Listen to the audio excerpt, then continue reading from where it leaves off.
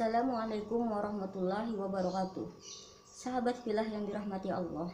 Di video kali ini kita akan mengenal sosok sahabat Rasulullah SAW yang mendapat gelar langsung dari baginda Rasulullah SAW sebagai sang syahid yang berjalan di muka bumi, yang disebabkan karena keistimewaan yang beliau miliki.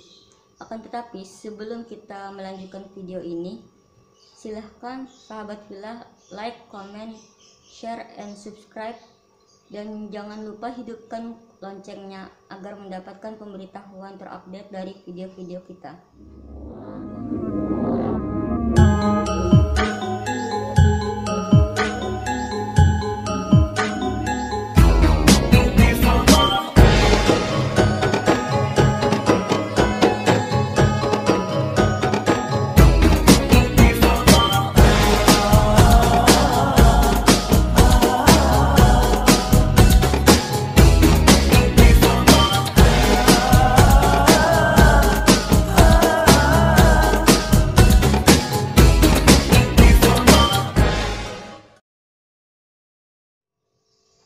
Sahabat fillah yang dirahmati Allah, beliau adalah Thalhah bin Ubaidillah.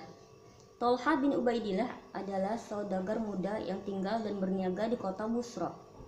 Meskipun beliau penduduk asli kota Mekah, keturunan dari Bani Taim, kerabat dari Sayyidina Abu Bakar As-Siddiq radhiyallahu an, sahabat setia Rasulullah, dan sepupu dari Ummul Mukminin Sayyidatina Aisyah radhiyallahu anha, istri Rasulullah. Thalhah bin Ubaidillah terpaut 25 tahun lebih muda dari Rasulullah, yang artinya ketika Rasulullah diangkat menjadi Rasul dan mendakwahkan Islam di usia 40 tahun, Thalhah masih berusia 15 tahun saat beliau memeluk agama Islam. Sekalipun ia tergolong orang yang terpandang dan saudagar yang kaya, namun ia tidak luput dari penderitaan dan penganiayaan dari kaum Quraisy yang menolak agama Islam. Beruntunglah saat itu ia dan Abu Bakar mendapatkan perlindungan dari Naufal bin Khuwailid, si singa Quraisy, yang tidak lain adalah paman dari Sayyidatina Khadijah radhiyallahu anha, istri Rasulullah SAW, sehingga Thalhah bin Ubaidillah dan Abu Bakar As-Siddiq tidak menanggung penderitaan yang begitu lama, dikarenakan segannya kaum Quraisy terhadap Naufal bin Khuwailid. Sahabat fillah yang dirahmati Allah, di sebuah majelis Rasulullah pernah membacakan sebuah ayat Al-Quran yang berbunyi, A'udzubillahi minasyaitonirrajim, Bismillahirrahmanirrahim. Minal mu'minina rijalun sadaqu ma'ahadullahu alaihi faminhum man qadah nahbahu wa minhum man yantaziru wa ma baddalu tabdila. Quran Surah Al-Ahzab ayat 23, yang artinya, di antara orang-orang mukmin itu terdapat sejumlah laki-laki yang memenuhi janji-janji mereka terhadap Allah. Di antara mereka ada yang memberikan nyawanya, sebagian yang lain sedang menunggu gilirannya, dan tak pernah mereka merubah pendiriannya sedikit pun juga. Setelah Rasulullah membacakan ayat tersebut, beliau menatap wajah para sahabatnya sambil menunjuk kepada Thalhah dengan sabdanya, Man syarrahu ayanzura ila rajulin yamshi'u 'alal ardi wa qad qada nahbahu falyanzur ila Thalhah, yang artinya, siapa yang ingin melihat seorang laki-laki yang masih berjalan di muka bumi padahal ia telah memberikan nyawanya, maka hendaklah ia memandang Thalhah. Tak ada satu kegembiraan yang paling didambakan oleh para sahabat Rasul, di mana hati mereka terbang merindukannya melebihi kedudukan seperti yang disandangkan Rasul kepada Thalhah bin Ubaidillah ini.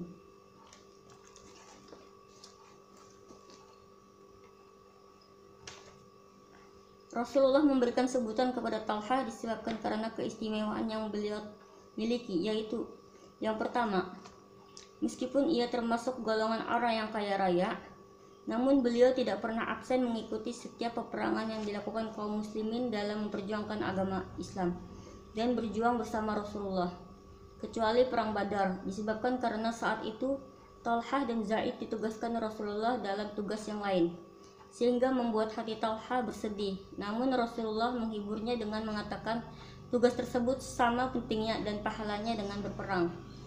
Namun Di perang Uhud, Thalhah lah yang menjadi pelindung Rasulullah di saat Rasulullah tengah menjadi bulan-bulanan kebengisan kaum Quraisy yang ingin membunuh Rasulullah. Thalhah menjadikan tubuhnya sebagai tameng Rasulullah dengan mendekap tubuh Rasulullah menggunakan tangan kirinya, dan tangan kanannya ia gunakan mengayunkan pedang ke barisan musuh agar terbuka jalan membawa Rasulullah ke tempat yang aman, serta membiarkan tubuhnya dipenuhi luka tebasan dan tacapan anak panah dari kaum Quraisy. Sehingga hari itu di perang Uhud dikenallah oleh para sahabat dengan harinya Thalhah.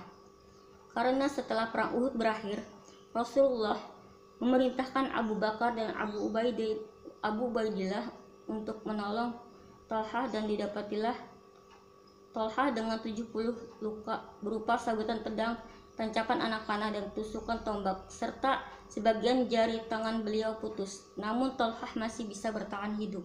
Adapun selain itu sahabat fillah, Thalhah juga dikenal sangat dermawan dan pemurah. Meskipun beliau termasuk golongan saudagar yang kaya, namun kehidupan beliau sangatlah sederhana dan lebih mengutamakan untuk mengeluarkan hartanya dan perjuangan dakwah Islam. Beliau sangat takut dan tidak ingin hartanya menumpuk di rumahnya. Pernah suatu ketika, istrinya, Su'dah binti Auf, mendapati suaminya, Thalhah, dengan wajah yang murung dan terlihat gelisah. Lalu istrinya pun menanyakan perihal apa yang membuat suaminya seperti itu. Thalhah pun menjawab, "Wahai istriku, bagaimana aku tidak gelisah sedangkan aku dapati harta yang menumpuk di rumah ini? Dan aku takut akan mengganggu dalam beribadah kepada Allah."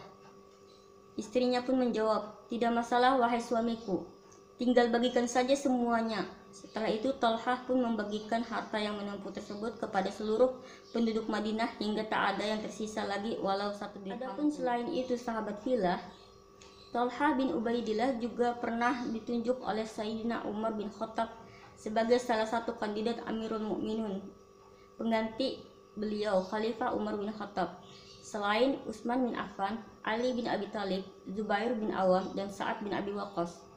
Namun Thalhah pun menolak dan memilih membantu pemerintahan dengan hartanya dan ilmunya. Sayyidina Thalhah bin Ubaidillah wafat dengan syahid di perang Jamal saat terpecahnya kaum muslimin karena menuntut peristiwa Zunnurain, yaitu terbunuhnya Khalifah Utsman bin Affan pada pemerintahan Khalifah Ali bin Abi Thalib dengan pasukan pendukung Sayyidina Ali bin Abi Thalib dan pasukan berunta Sayyidatina Aisyah radhiyallahu anha. Beliau syahid setelah berusaha mendamaikan dan melerai kedua belah pihak yang sedang berperang. Beliau syahid bersama Zubair bin Awam. Nah, demikianlah sahabat fillah, sirah dari sosok sahabat Rasulullah yang bernama Thalhah bin Ubaidillah. Semoga kita dapat mengambil pelajaran dari cerita beliau dan dapat meneladani sifat-sifat beliau. Dan jangan lupa like, comment, share, and subscribe, serta hidupkan loncengnya. Jazakumullah khairan.